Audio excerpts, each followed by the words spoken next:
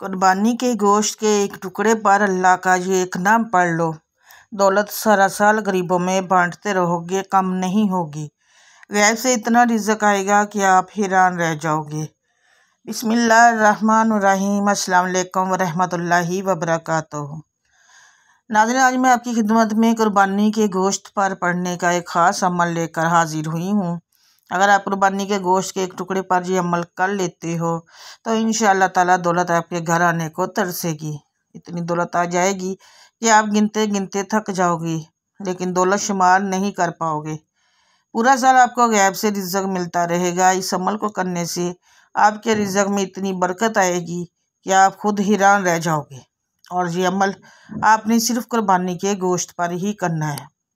इसके अलावा किसी और चीज़ और किसी गोश्त के टुकड़े पर नहीं करना, क्योंकि ये अमल कुर्बानी के गोश्त के साथ ख़ास है। आपने ये अमल कैसे करना है, क्या पढ़ना है और फिर इस गोश्त के टुकड़े का आपने क्या करना है, आज की इस वीडियो में इस पर तफसील से बात करेंगे। आपसे गुजारिश है कि आपने इस वीडियो को आखिर तक मुकम्मल देखना है। वीडियो का कोई भी हिस्सा आपने छोड़ना नहीं है, ताकि आपको अमल की मुकम्मल समझ आ सके और फिर आप ये अमल करें। नाज़रीन कराम, ये एक रूहानी अमल है और अल्लाह ताला के नाम का वजीफ़ा है। तो ये वजीफ़ा जो भी करता है चंद दिनों में, जिसे 7 दिनों से मंसूब किया गया है, जिस शख्स पर अल्लाह ताला अपना फजल करम करते हैं तो वह बंदा चंद दिनों में ही इतना माला माल हो जाता है कि इसे खुद भी समझ नहीं आती कि मेरे पास ये रिज़्क कहाँ से आ रहा है। अल्लाह ताला की ज़ात जो कि इंसान के लिए रहमान है, रहीम है, करीम है, खालक है, राज़क भी वही है। अपने बंदे को अपना नाम पुकारने से इस कदर रिज़्क फराहम करता है, इस कदर फाफर रिज़्क देता फरमाता है कि बंदा अपने रब का शुक्र अदा करते करते नहीं थकता। तो आप लोग ये वजीफ़ा ज़रूर करें, इंशाअल्लाह आपको वहाँ से रिज़्क हासिल होगा जहाँ से आपने कभी गुमान भी नहीं किया होगा। नाज़रीन कराम, कोई भी वजीफ़ा करने के साथ साथ हमें 5 वक्त की नमाज भी पढ़नी चाहिए, क्योंकि वजीफ़े के साथ जो इबादत होती है वो भी बहुत ज़रूरी होती है। ख़ासकर इबादत के बाद जो दुआ मांगी जाती है, इस दुआ की अलग ही बात है कि अल्लाह ताला हमारे गुनाहों के बावजूद भी हम पर रहम ही करता है। और जो लोग अल्लाह ताला का शुक्र अदा करते हैं तो फिर उनको ना ख़त्म होने वाली दौलत मिलती है। ऐसी खुशी जो कभी ख़त्म नहीं होती, अल्लाह पाक उनको वो दौलत अता करता है और इज़्ज़त अता करता है जिसका तो कोई हिसाब ही नहीं है।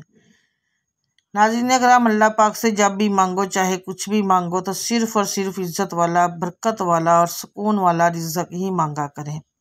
कई दफ़ा ऐसा होता है कि इंसान के पास बेशुमार दौलत तो आ जाती है और वो देखते ही देखते लाखों करोड़ों का मालिक भी बन जाता है, लेकिन उसकी दौलत में बरकत बिल्कुल भी नहीं होती और ना ही उसकी इज़्ज़त होती है। इसीलिए दुआ हमेशा अच्छी मांगा करें।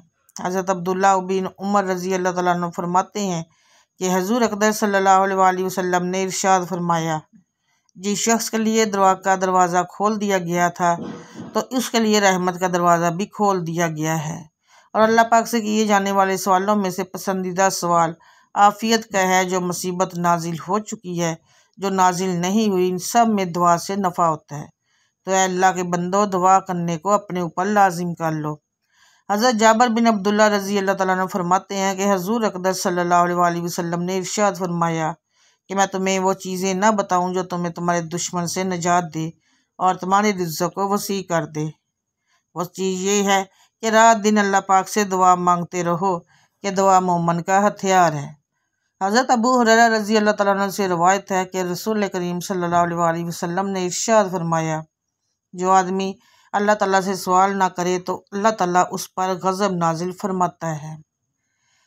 नाज़रीन कराम, मुअज़्ज़ज़ नाज़रीन कराम, अक्सर लोग कहते हैं कि हम दुआ तो बहुत करते हैं लेकिन हमारी दुआएं कबूल ही नहीं होती। तो हमें यह मालूम करने की कोशिश करनी चाहिए कि वह कौन कौन से असबाब और वसाइल हैं जिनको इख्तियार करने से दुआ की कबूलियत के इम्कानात बढ़ जाते हैं। किताब व सुन्नत में इन असबाब के बारे में बताया गया है, लेकिन सबसे बड़ा सबब है रिज़्क़ हलाल का एहतमाम करना। कोई शख्स जिस कदर हलाल और तय्यब ग़िज़ा अपने जिस्म में तारेगा, उसी कदर ज़्यादा मुस्तजाबुल दावत होगा। जबकि हरामखोर शख्स तवील सफ़र की सोबतें बर्दाश्त करने के बाद भी बैतुल्लाह शरीफ में पहुँच कर और हज और उम्रा करने के बाद भी दोनों हाथ बुलंद करके बुलंद रब से पुकारेगा, बुलंद आवाज से रब ताला को पुकारे, तो भी उसकी ग़िज़ा और लिबास हराम ज़राए से हासिल होने के बायस उसकी दुआ कबूल नहीं की जाती। मुअज्जम तबरानी औसत में रवायत है कि एक मरतबा सैयदना साद बिन नबी वक़ास रज़ी अल्लाह तआला से नबी करीम सल्लल्लाहु अलैहि वसल्लम से अर्ज़ किया, है अल्लाह के रसूल, मैं मुस्तजाबुल दावत कैसे बन सकता हूँ, यानी मेरी दुआएं कैसे कबूल हो सकती हैं। तो आप सल्लल्लाहु अलैहि वसल्लम ने इरशाद फरमाया, अपना खाना पीना मुश्तबहात शक व शुबा से पाक रखो तो मुस्तजिबुल दावत बन जाओगे। नाज़रीन किराम, सिर्फ हलाल रिज़्क़ खाओ, नमाज पढ़ो, अल्लाह ताला से ही मांगो, दिन रात सुबह शाम गर्ज हर वक्त मांगो, हथेलियाँ फैला कर मांगो। लेकिन जो शख्स इंतहाई आजिज़ी और इनकसारी से जब सब सो रहे हों उस वक़्त अल्लाह की बारगाह में सजदा रेज़ हो और अल्लाह ताला से मांगता हो, तो फिर अल्लाह ताला भी उस पर अपनी रहमतों के दरवाज़े खोल देता है और नेकियों के दरवाज़े उसके लिए खोल देता है। उसे इस कदर रिज़्क़ अता फरमाता है कि वह बंदा खुद हैरान हो जाता है कि इतना रिज़्क़, इतनी फजीलतें, इतनी बरकतें, वुसअतें आखिर कहाँ से आ गई हैं। अक्सर अफराद परेशान रहते हैं, कर्ज़ों में जकड़े हुए हैं, परेशानियों में जकड़े हुए हैं। अब तो कर्ज़े इस कदर है कि बढ़ते ही जा रहे हैं, कर्ज़ तो ऊपर जा रहे हैं, लेकिन रिज़्क़ आ ही नहीं रहा। अगर कोई सा भी कारोबार शुरू करते हैं तो वो कारोबार चल ही नहीं पाता, मसलसल नुकसान ही होता है। आपको दौलत चाहिए, रिज़्क़ चाहिए, लेकिन नहीं मिल रहा, तो कुछ लोग कहते हैं कि हर वक्त दौलत नहीं मांगनी चाहिए। तो इन्हें जवाब है कि खूब दौलत मांगो और इसे हासिल करने की जुस्तजू यानी कोशिश भी करें, क्योंकि आप दौलत हासिल करके ही दूसरे गरीब इंसानों की मदद कर सकते हैं, सदका कर सकते हैं, खैरात कर सकते हैं। तो दौलत मांगना कोई बड़ी बात नहीं है, ये अल्लाह ताला का फजल व करम है। उसे अगर हासिल कर लिया जाए तो यह कुछ बुरा नहीं है। तो अल्लाह ताला उससे हर वक्त मांगो, लेकिन हलाल मांगो और हलाल की जुस्तजू करते रहो, अल्लाह ताला से कसरत से मांगते रहो। नाज़रीन, इसी हवाले से आज जो मैं आपके लिए अल्लाह ताला के नाम का वजीफ़ा लेकर आई हूँ वह अपने कुर्बानी के गोश्त के टुकड़े पर पढ़ना है। इंशाअल्लाह ताला आपको इतनी दौलत मिलेगी कि आपको यकीन ही नहीं आएगा। नहायत ही आसान सा अमल है। वक्त की नज़ाकत को मद्देनज़र रखते हुए आइए आज के इस बाबरकत अमल की तरफ चलते हैं। लेकिन इससे पहले अगर आप इस चैनल पर नए हैं और आपने अभी तक इस चैनल को सब्सक्राइब नहीं किया तो खुदारा इस चैनल को अभी सब्सक्राइब कर लें, क्योंकि ऐसे बहुत से वज़ाइफ, बहुत से माल आपके हवाले में डेली बेसिस पे करती रहूँगी। अब अमल क्या है, आपने ये अमल सिर्फ कुर्बानी के गोश्त के टुकड़े पर करना है।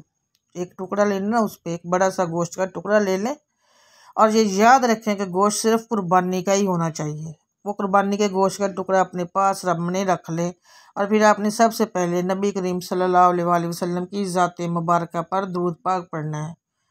दुरूद पाक आप कोई सा भी पढ़ सकते हैं, आप सल्लल्लाहु अला मोहम्मद पढ़ लें या सल्लल्लाहु अलैहि वसल्लम पढ़ लें या दुरूद इब्राहिमी पढ़ लें तो सबसे बेहतर है, क्योंकि दुरूद इब्राहिमी की फजीलत व बरकत सब दुरूद पाक से ज़्यादा है। और दुरूद इब्राहिमी एक मरतबा मेरे साथ भी पढ़िएगा ताकि सवाब हो। अल्लाहुम्मा सल्ली अला मुहम्मदिन व अला आलि मुहम्मदिन कमा सल्लैता अला इब्राहीम व अला आलि इब्राहीम इन्नका हमीदुम मजीद। अल्लाहुम्मा बारिक अला मुहम्मदिन व अला आलि मुहम्मदिन कमा बारिकता अला इब्राहीम व अला आलि इब्राहीम इन्नका हमीदुम मजीद।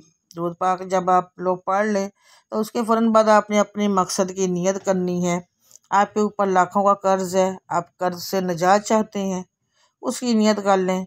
आपके पास अपना ज़ाती घर नहीं है, आप अपना ज़ाती मकान चाहते हैं, तो आप उसकी भी नियत कर सकते हैं। मनपसंद शादी, मनपसंद नौकरी के लिए पढ़ लो।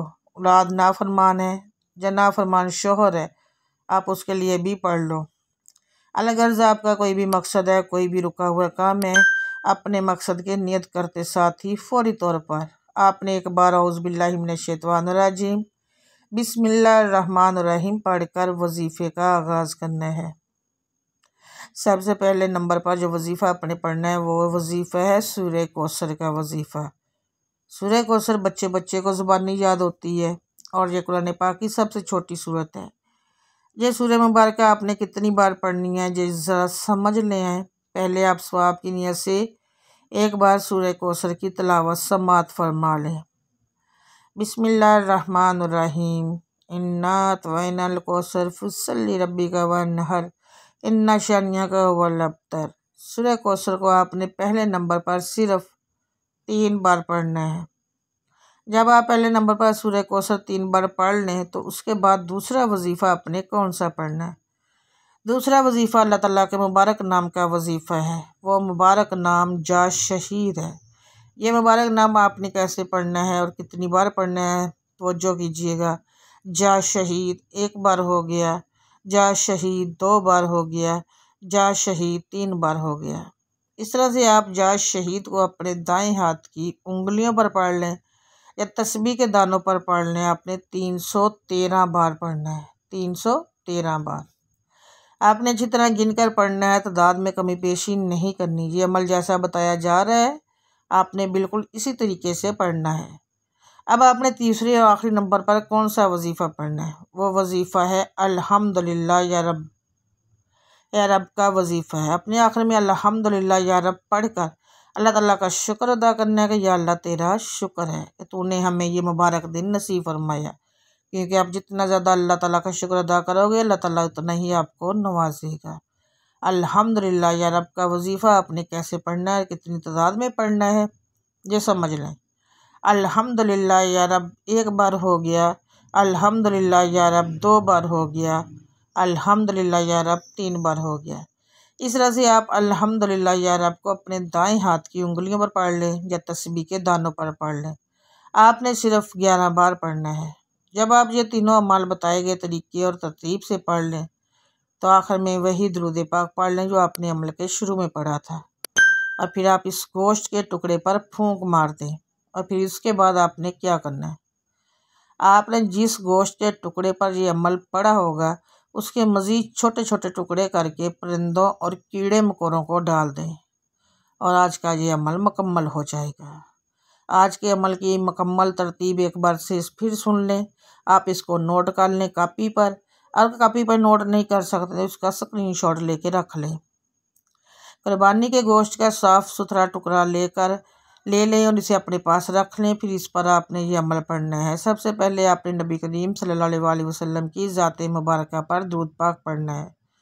फिर पहले नंबर पर आपने 3 बार सूरह कौसर पढ़नी है। फिर दूसरे नंबर पर 313 बार जा शहीद पढ़ना है और फिर आखिर में तीसरे नंबर पर 11 बार अल्हम्दुलिल्लाह या रब पढ़ना है।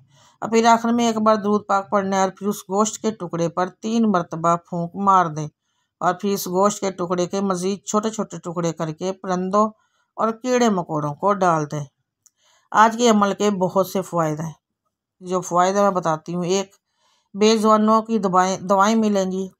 पहला जो फ़ायदा है, बेज़ुबानों की दुआएं मिलेंगी। 2, नागहानी अफ़ात से हिफाजत करनी होगी।